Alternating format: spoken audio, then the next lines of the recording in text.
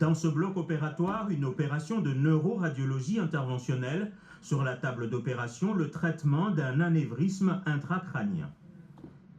Cette boule que vous voyez ici tourner est à risque de saigner. Donc pour prévenir le saignement, on est allé traiter par l'intérieur des vaisseaux en passant par des petits tuyaux que vous voyez ici jusqu'à l'intérieur du cerveau pour déployer une petite cage en métal que vous voyez ici, qui est une petite cage qui fait 6 mm de plus grande taille et qui permet d'aller boucher l'anévrisme pour éviter une rupture ou une croissance de cet anévrisme.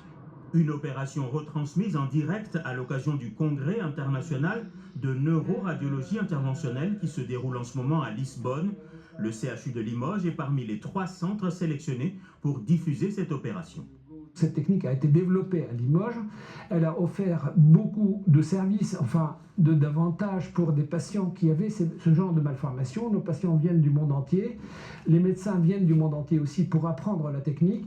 Donc si les patients viennent du monde entier, c'est que ce sont des experts locaux qui leur ont conseillé de venir ici pour qu'on puisse les guérir par l'intermédiaire de cette technique qu'on appelle la technique de la veine porcelaine.